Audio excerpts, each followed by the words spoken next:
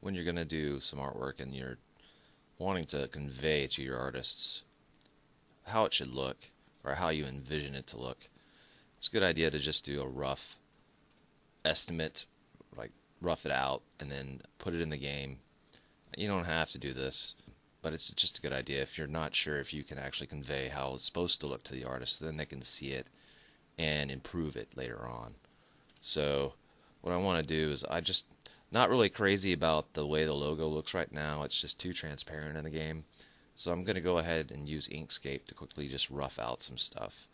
And I'll speed this part of it up once I get to the point of doing the rest of the letters instead of just showing you all of them slowly. I'll do the first one right now. So what I want to do is I want to convey the colors of poker cards. So I would like to have a letter that's kind of it's shiny. I want it to be shiny. I want it to have some kind of 3D depth look to it, and I want it to have a thick border around it. So I'm going to try to go for red and black.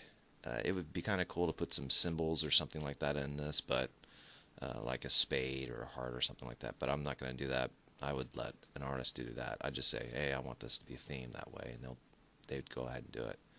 So one of the neat things I like about Inkscape is the filter system it has, and you can layer these on top of each other. So you can come up with some really cool things by layering that all on.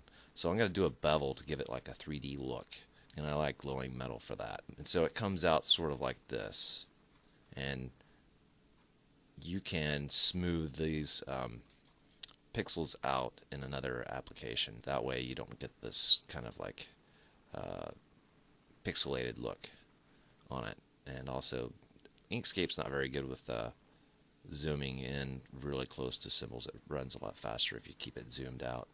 But for good details, you may want to zoom in.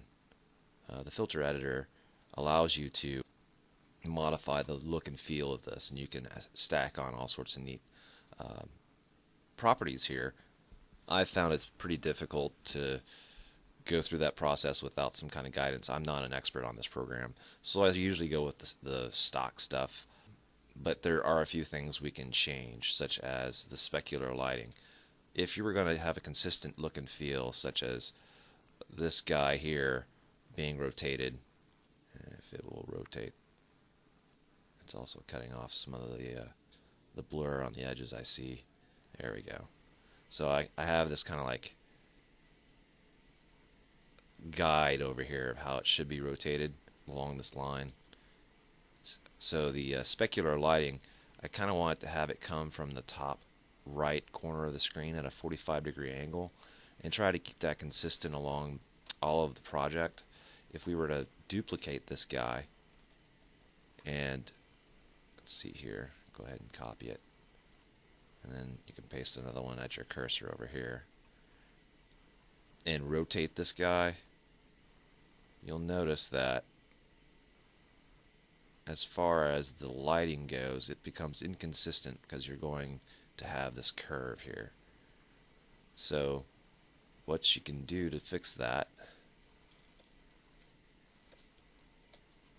is you would come up here to your filter editor and change your specular lighting.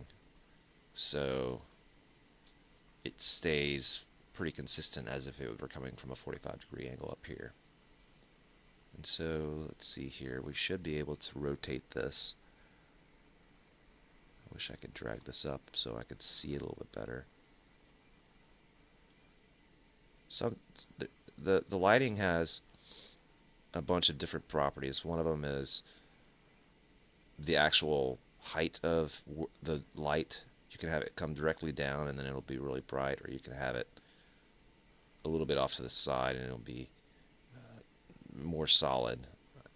I want to convey that 3D feel to it, so I'm going to put it right about there, and then I'm going to have it be a distant light.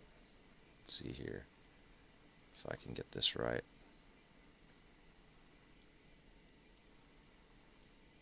Go with an elevation of about 45 or so.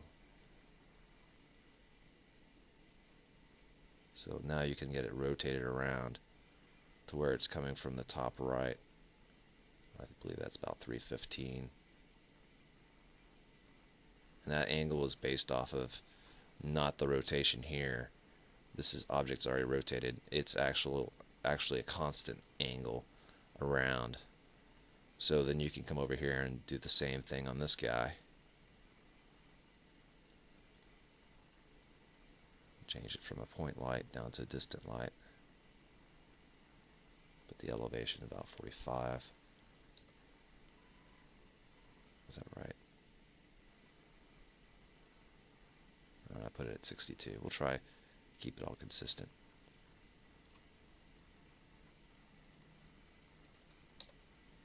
Oh, that's really bright. And there we go. We've got the same type of lighting on both of these objects. So I'm just going to go ahead and do the same thing for the rest of all the letters, and we'll have a really fast paced view of that.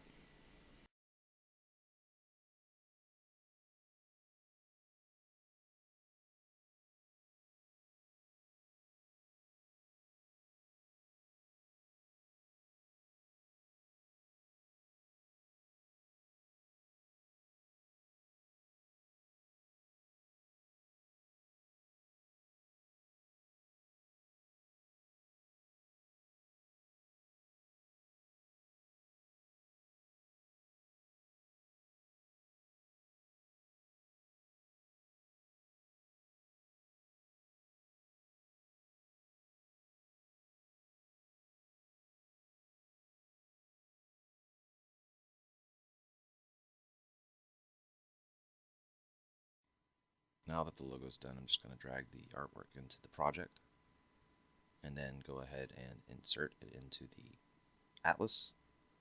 Make sure the textures are all correctly imported.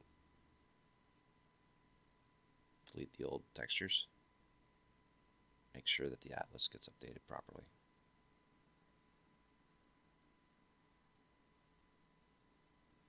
Once that's done and I've checked the texture, I'll go ahead and replace the textures I currently have there with sprites and use the artwork from the atlas for the logo, properly sizing everything.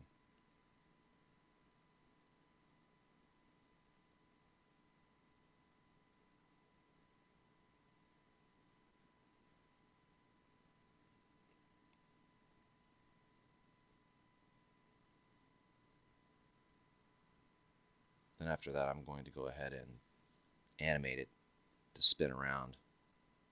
And that pretty much does it for this video.